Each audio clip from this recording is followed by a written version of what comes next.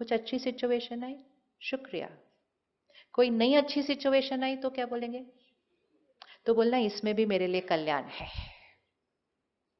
क्योंकि उसमें होता ही कल्याण है, उसमें होता ही कल्याण है। लेकिन वो कल्याण हमें कुछ टाइम बाद दिखाई देता है। किस किस को ऐसा हुआ, लगा ये अनफेवरेबल है और थोड़े टाइम के बाद बोला ओ अच्छा हुआ, वो देखो सी, ये लिख के रखने चाहिए अपने एक्सपीरियंसेस। लेकिन जिस दिन वो होता है, वे लाइक ऐसे कैसे हो गया मेरे साथ, ऐसे कैसे हो गया। एंड कई बार 6 महीना, 8 months, 1 year, 2 years and 2-3 years के बाद उसका कॉन्सिक्वेंस दिखता है एंड वी से अच्छा हुआ वो हुआ। अच्छा हुआ वो हुआ तो हो गया, लेकिन वो 2-3 साल तो हमने नेगेटिव एनर्जी क्रिएट की ना, तो मेरा बेस्ट वर्जन क्या होता गया? तो बेस्ट वर्जन क्रिएट करना मतलब जैसे ही कोई सीन आती है, जैसे ही कोई बात आती है, मेरा फर्स्ट वाइब्रेशन क्या क्रिएट होता है। तो जब भी कोई सीन आ जाए जो आपको लगे फेवरेबल, राइट नहीं है, इमीडिएट थॉट, अभी लॉजिक भी नहीं उस पर यूज करनी है, पहले इसको सिर्फ एक्सपेरिमेंट करके देखना है कि सबसे पहले उस सीन को दुआ दे दीजिए। क्या दुआ देंगे? इसमें भी, बोलिए एक बार। पहले अपने कोई लाइफ का एक सीन ढूंढ लीजिए, इस टाइम ढूंढ लीजिए जो आपको लग रहा है इस टाइम के जो हो रहा है वो सही नहीं हो रहा है, इसमें भी कल्याण है। वो क्यों चले गए? इसमें भी उस आत्मा के लिए कल्याण है। राइट है ना? भोगना नहीं, दुख नहीं, कितना कल्याण है उस आत्मा के लिए, तो फिर हमारा दुख क्या हो जाएगा? अपने आप गायब हो जाएगा। Because it is not about the situation, it is about what I am going to think about the situation which decides my pain. अगर मैं बोलूँ ये कैसे हो गया मेरे साथ, ऐसे कैसे हो गया, ऐसे सिचुएशन इतनी ही होगी, लेकिन मेरी थॉट्स ऐसी हैं, ऐसे हो गया मेरे साथ, ऐसे हो गया, ऐसे नहीं होना चाहिए था, मेरे साथ ही बार बार ऐसे होता है, पता नहीं मेरे ही भाग्य में क्या प्रॉब्लम है, पता नहीं भगवान को मुझसे क्या प्रॉब्लम है। If I go talking like that, तो सिचुएशन का साइज उतना ही था, लेकिन मेरी वाइब्रेशन तो बहुत नीचे चली जाएगी।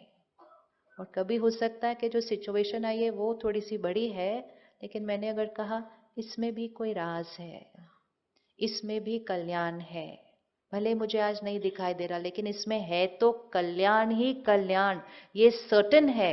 आप ये एक थॉट क्रिएट करो, माइंड को फुल स्टॉप लग जाएगा, क्योंकि उसके बाद ज्यादा थॉट्स नहीं चलती।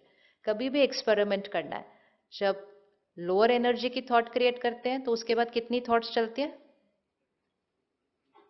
किसी के बारे में ट्राई करो, किसी के बारे में अच्छा बोलो कुछ, ये बड़े अच्छे हैं, अच्छा, हाँ ये अपना सब कुछ करते भी अच्छा, मतलब 2-3 लाइन से ज्यादा नहीं बोला जाता उसके बारे में। होता है कि नहीं होता? आप बोलो भी कितना अच्छा बोलेंगे, हाँ ना बस है ना अच्छे, बस है अच्छे। अब ऑपोजिट बोलना शुरू करो। हाँ किताब लिख सकते हैं, देखो।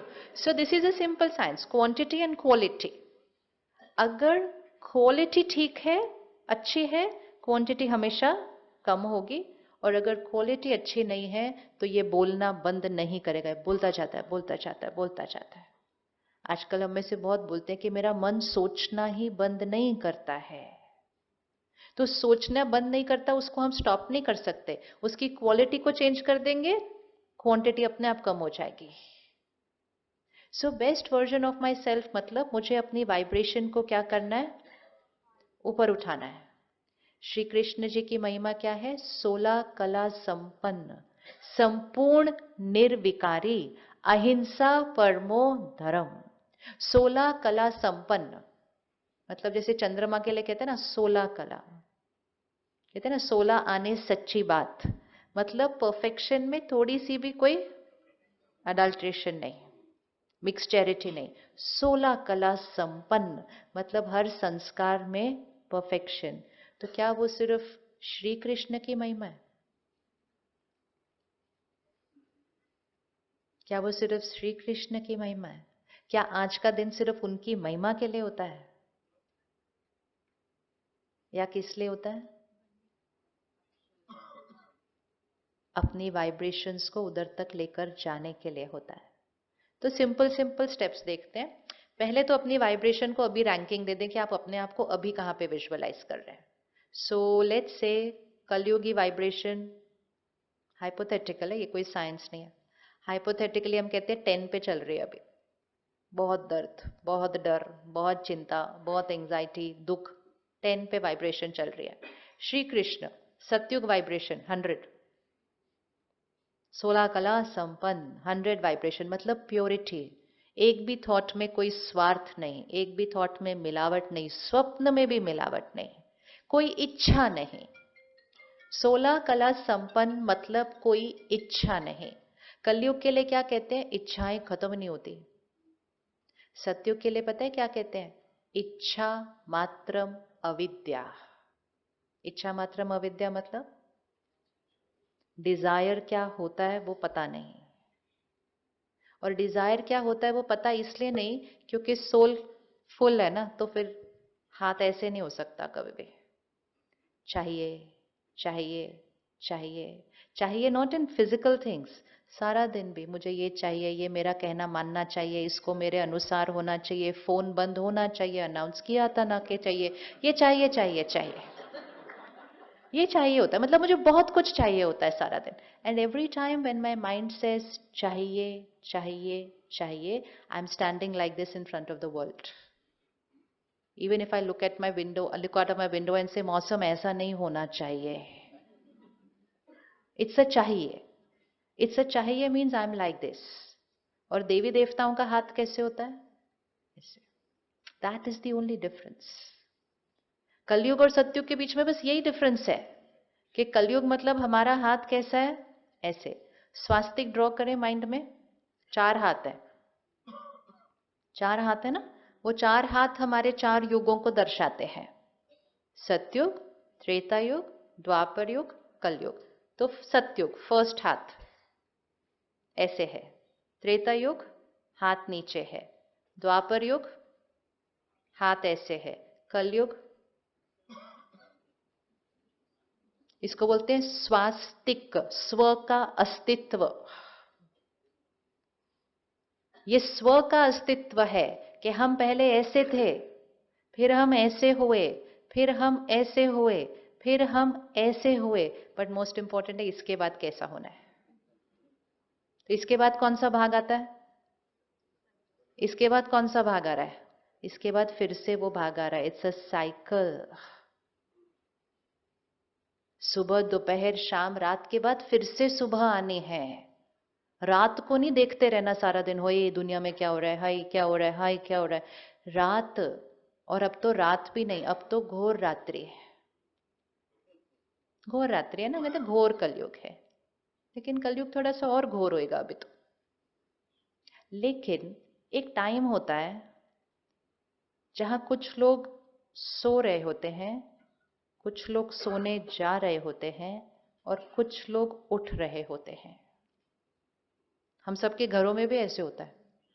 किस किस के घर में होता है good night and good morning कट्टे कट्टे?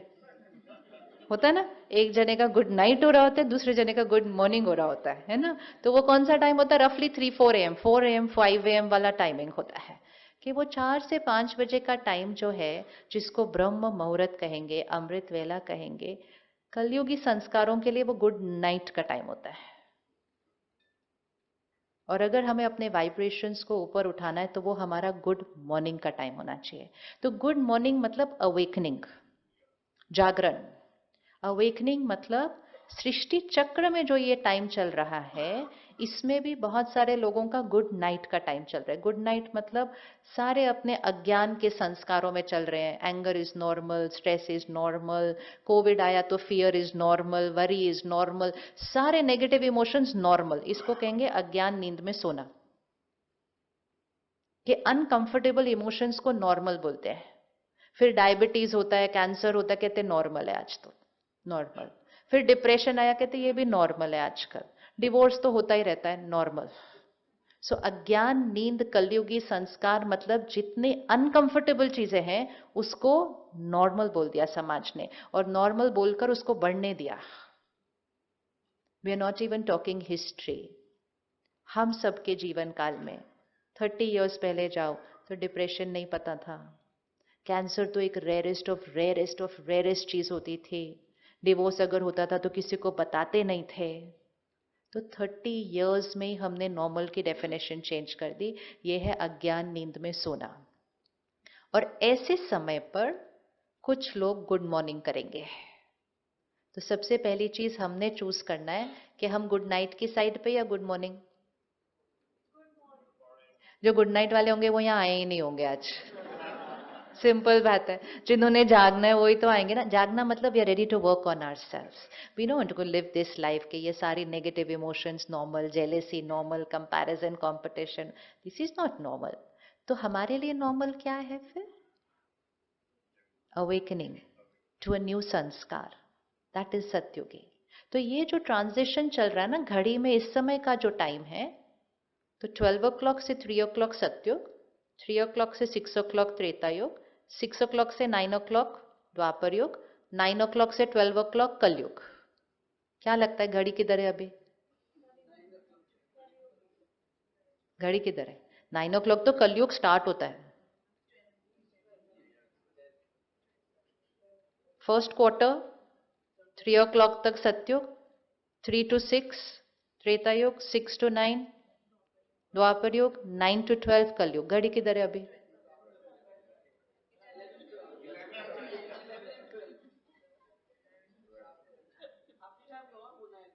एग्जैक्टली बट इतना टाइम नहीं है अभी।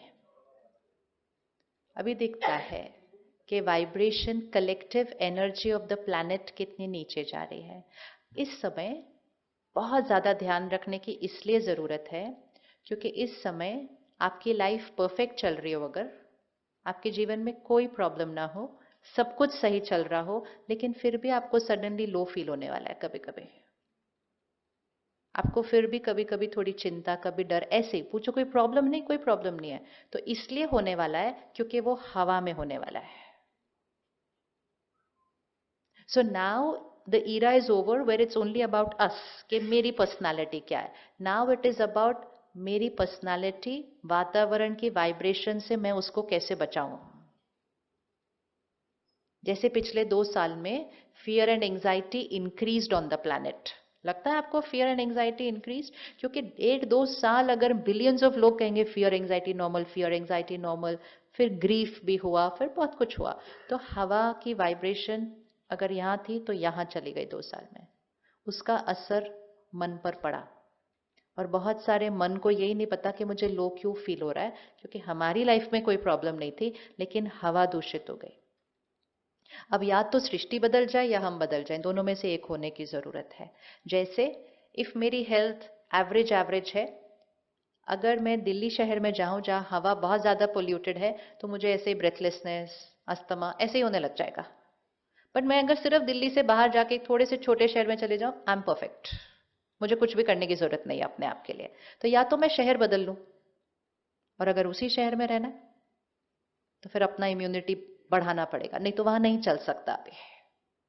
इसी तरह अब हम सृष्टि को हम नहीं बदल सकते, लेकिन इस ईरा को क्रॉस करने के लिए जहां वाइब्रेशन बहुत नहीं, घोर कलयुग doesn't mean what's happening outside, घोर कलयुग मीन्स वाइब्रेशन सृष्टि की कितनी नीचे और जाएगी। और जब वाइब्रेशन नीचे जाएगी उसका हमारे ऑरा पर असर पड़ेगा। अगर हम उस फ्रीक्वेंसी पे चल रहे हैं कि सिचुएशंस एंड पीपल अफेक्ट में,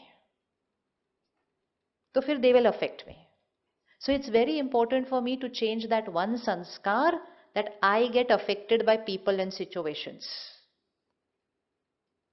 अगर मैंने वो एक संस्कार भी क्रिएट कर लिया तो फिर I will not gate affected by the collective energy. तो अगर सृष्टि की 10 है, सत्युग की 100 है, तो हम अपने आप को कौन से नंबर पर रखेंगे? 10, 20, 30, 40, 50, 60, 70, 80, 90, 100 पे तो खैर नहीं हम, बट हम अपने आप को कहाँ रखेंगे?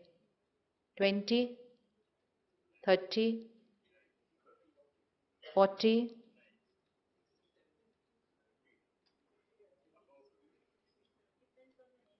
it depends on the individual. हाँ तो अपनी बताइए ना,